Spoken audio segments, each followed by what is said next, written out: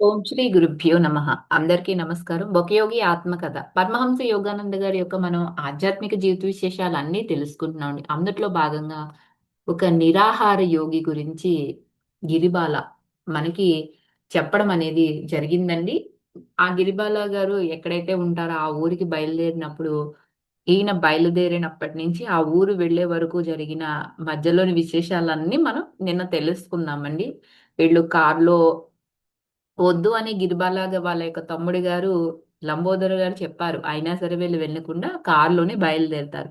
చక్కగా ఆ ప్రకృతి యొక్క వాతావరణాన్ని, ఆ చెట్లను, ఆ యొక్క పక్షుల శబ్దాలను, కిలకిల రావాలను ఎంతో వినసొంపుగా మరి చక్కగా ఆస్వాదిస్తూ వీళ్ళ యొక్క ప్రయాణం సాగింది.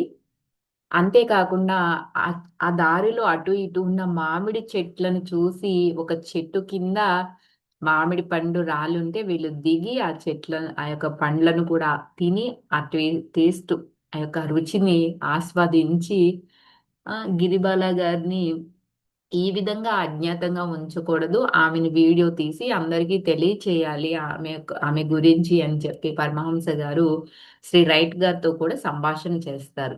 ఈ విధంగా వీళ్ళు చక్కగా బయలుదేరతారు. వెళ్తూ ఉంటారండి. వెళ్తూ ఉన్నప్పుడు వీళ్ళకి దూరాన ఒక పల్లె కనిపిస్తుంది.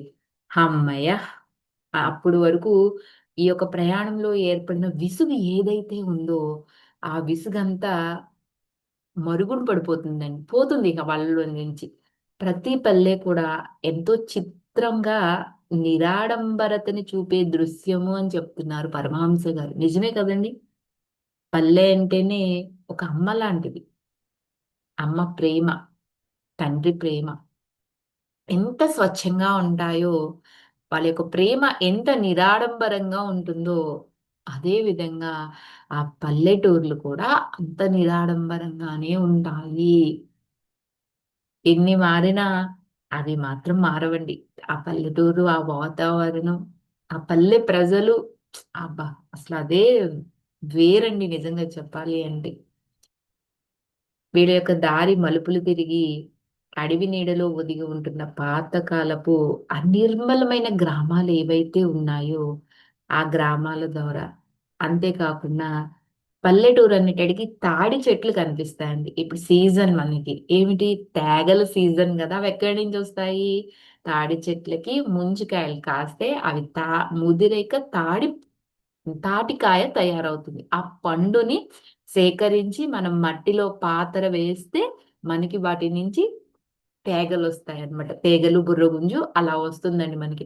అలాంటి తాటి తోపుల గుండా సాగింది అని చెప్తున్నారండి. వీళ్ళు ఆ రోజు ఆ బంకమట్టితో కూడిన ఈతాకు గుడిసెలు ఆ ఊరంతా కూడా గుంపులు గుంపులుగా చాలా ఆకర్షణంగా ఉన్నాయండి. అప్పట్లో పల్లెటూర్లంటే మరి ఇప్పట్లాగా సిమెంట్‌తో కట్టిన బిల్డింగులు కాదండి. మట్టితో బంకమట్టితో నిర్మించుకున్న పూరి గుడిసెలు, పాకలే ఉండేయన్నమాట. గుడిసెల తలుపుల మీద దేవుడి పేర్లలో ఒకటి చాలా అలంకారంగా రాసి ఉంటుందంటండి. అక్కడ పిల్లలందరూ ఎలా ఉన్నారు అంటే దిశమొలలతో ఉన్నారంట చాలా మంది. వాళ్ళందరూ ఎంతో అమాయకంగా ఆడుకుంటూ ఉన్నారు. తమ పల్లెలోకి పిచ్చిగా దూసుకు వస్తున్న అంటే కారండి. అక్కడ ఎప్పుడు వాళ్ళు ఎడ్ల బండ్లే చూసారు కదా! నల్లగా పెద్దగా ఉన్న ఆ ఎడ్లు లేని బండి ఏదైతే ఉందో ఈ యొక్క కారుని ఆ పిల్లలందరూ తేరిపారగా చూస్తున్నారంట. వాళ్ళు చెల్లాచెదురుగా పారిపోతున్నారండి ఆ కారుని చూసి. ఆడవాళ్ళు నీడల్లోంచి తొంగి చూస్తున్నారు. అంటే ఇంట్లో నుంచి వాళ్ళు బయటకి తొంగి చూస్తున్నారంట. మగవాళ్ళు రోడ్డు పక్క చెట్ల కింద చాలా బద్ధకంగా విశ్రాంతి తీసుకుంటూ ఏమీ పట్టనట్టు ఉన్నారంటండి. ఉన్నా కూడా వాళ్ళ చూపులు వెనక కుతూహలం ఉంది. అదేంటి వీళ్ళెవరు? ఈ కారేసుకొని రావడం ఏంటి? అన్నది. ఒకచోట పల్లె ప్రజలు ఒక పెద్ద చెరువులో కులాసాగా స్నానాలు చేస్తున్నారంట. నిజంగా చిన్నప్పుడండి చెరువులో స్నానాలు మేమందరం చేసిన వాళ్ళమే. కానీ ఇప్పుడు ఆ చెరువుల్ని ఏం చేశారండి, చేపల చెరువులుగా మార్చేశారు. కనీసం కార్తీక మాసంలో గూడా ఆడవాళ్ళు వెళ్లి స్నానం చేసుకోవడానికి కూడా యోగ్యంగా లేని చెరువులయిపోయినియండి ఇప్పుడు. మంచినీళ్ళ చెరువులు. మేము చిన్నప్పుడు బిందెలు పట్టుకెళ్ళి మరి రోజు పొద్దుట, సాయంత్రము అంటే ఇప్పుడంటే మనకి వాటర్ ఫెసిలిటీ, పైపులు అవి వేయటం, మనకి గొట్టాల ద్వారా ఫెసిలిటీ ఉండేది. కానీ మా చిన్నప్పుడు ఆ ఫెసిలిటీ లేదు. చెరువులో నీళ్ళే వాడుకునేవాళ్ళం. మగవాళ్ళు ఉంటే కావిడి వేసుకుని పనివాళ్ళు తెచ్చేవారండి. పొలాన పనులున్నప్పుడు మరి నాన్నగారు పనివాళ్ళు పొలం వెళ్ళిపోయినప్పుడు ఇంట్లో ఆడవాళ్ళమే తెచ్చుకోవాల్సొచ్చేది. అమ్మ పొద్దుటే లేపి, "వెళ్ళు చెరువు దగ్గరికి వెళ్ళండి" అని నన్ను, మా తమ్ముడిని, మా అక్కని మేము వెళ్లి చక్కగా తెచ్చేవాళ్ళమండి. మధ్య మధ్యలో అమ్మ సగం దూరం వచ్చి లిఫ్ట్ చేసుకునేవారు. వాళ్ళు హెల్ప్ చేసేవారనమాట. ఆ విధంగా మరి ఎంత నీరు పడుతుంది మనకి పొద్దున్న నుంచి సాయంత్రం వరకు. ఇప్పుడంటే మోటార్లు, ట్యాంకులు మనకి ఇవన్నీ వచ్చేసినాయి గానండి. నిజంగా ఆ రోజుల్లో అలా మోసుకోవడం వల్లే నీళ్ళను వృధా చేయకూడదని తెలిసేది. ఇప్పుడే మనకి ఇలాగా ట్యాప్ తిప్పితే వాటర్ వచ్చేస్తుంటే నీటి యొక్క విలువ మనకి ఎలా తెలుస్తుంది? మన పిల్లలకి అసలు తెలీదు కదా! ఇప్పుడు జనరేషన్‌కి. తర్వాత వాళ్ళు వచ్చే జనరేషన్ కూడా తెలీదండి. ఎప్పుడైతే కటకటలాడతారో వాటర్ లేక ఒక ఆ దెబ్బ ఎప్పుడైతే గట్టి దెబ్బ తగులుతదో ప్రకృతి రీత్యా అప్పుడే దాని విలువ అనేది వాళ్ళకి తెలుస్తుందండి. మనం చెప్పినా వాళ్ళు వినరు, అర్థం చేసుకోరు. మీరు ఇలాగే చెప్తారు, చేదస్తం అంటారు. సారీ అండి, ఎక్కువ మాట్లాడినట్టున్నాను. అయితే ఆ చెరువులో స్నానాలు మరి అప్పట్లో అవే మనకి చక్కగా మంచినీళ్ళుగా గూడా ఉపయోగపడ్డాయి. బట్టలు మార్చుకోవటానికి ఒక పొడి బట్ట ఒంటికి చుట్టుకుని, తడి బట్టలు కిందకి జార విడుస్తున్నారంటండి అక్కడ స్నానాలు చేసిన వాళ్ళు. ఆడవాళ్ళేమో పెద్ద పెద్ద ఇత్తడి బిందెలతో ఇళ్ళకి నీళ్లు కూడా తీసుకువెళ్తున్నారు. చూసారా? దారి అంతా కూడానండి ఎత్తు పల్లాలుగా ఉండడం వల్ల వీళ్ళకి భలే తమాషాగా అనిపించిందంట ఆ జర్నీ మాత్రం. వీళ్ళు ఆ ఎత్తు పల్లాల్లో ఉన్నప్పుడు ఎగిరెగిరి పడుతూ అటు ఇటు ఊగిసలాడిపోతూ ఉంటారు కదండీ! అప్పుడు వాగుల్లో పడి నిర్మాణం పూర్తి కాని ఒక కాలిబాటకు చుట్టూ తిరిగారంట. అక్కడ పొడిగా ఇసుకున్న నదీ గర్భాలకు అడ్డుపడి జారుతూ చివరికి వీళ్ళు సాయంత్రానికి 5 గంటల ప్రాంతానికి వీళ్ళ గమ్యస్థానమైన బియ్యూరికి చేరుకుంటారు. బంకురా జిల్లాలో ఉన్న ఆ కుగ్రామం దట్టమైన హరిత వృక్షాల ఒడిలో మరుగున పడి ఉంది. ఆ యొక్క అంటే ఆ మారుమూలనున్న పల్లెటూరు చుట్టూ కూడా పచ్చని హరితవనమే. అలాంటి పెద్ద పెద్ద వృక్షాల వడిలో ఉందంటండి. ఎవరికీ కనపడకుండా ఉంది, మరుగున పడి ఉంది అంటే. వానాకాలంలో వాగులు పొంగి వెల్లువై పారుతూ ఉండగానండి పాముల్లాంటివి, విషం వంటివి ఆహ్, రోడ్ల మీద బురద కొక్కుతూ ఉన్నప్పుడు ప్రయాణికులకు ఆ ఊరు చేరలేదు అని చెప్పారంట. అక్కడ ఒకే ఒక ప్రాబ్లమ్ ఉంది. వాన వచ్చినప్పుడు ఏమవుతుందండి పల్లెటూరుల్లో వాగులు పొంగి పొర్లవుతాయి. అలాంటప్పుడేంటండి పాముల్లాంటి విషమున్నవి రోడ్ల మీదకొస్తాయంటండి. వచ్చినప్పుడు ప్రయాణికులెవరు కూడా ఆ ఊర్లోకి వెళ్ళలేరంట. ఊరు బయట ప్రత్యేకంగా ఒక స్థలంలో ఉన్న దేవాలయంలోనండి అర్చన ముగించుకుని ఒక భక్త బృందం ఇంటికి దారిన బయలుదేరతారు.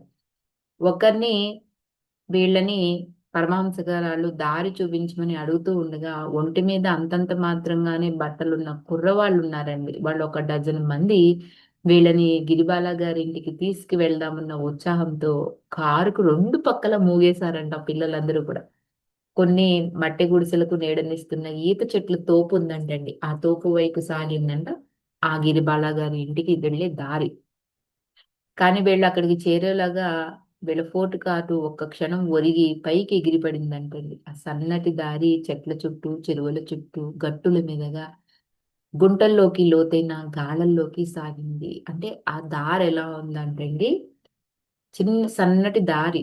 అది కూడా చెరువు గట్టు, గుట్టలు, గుంటలు, లోతైన గాళ్ళు, అలాంటి దారిలో వీళ్ళ ప్రయాణం సాగిందంట.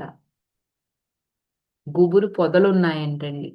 ఆ పొదల మీద కారు లంగరు వేసినట్టయిందంట. తరువాత ఒక గట్టు మీదకి వచ్చి పడ్డాము అని చెప్తున్నారు. వీళ్ళు మెల్లగా జాగ్రత్తగా ముందుకు సాగుతూ ఉంటే, ఇంతలో హఠాత్తుగా దారి అటకాయించిపోయిందంటండి. కనబడలేదంట.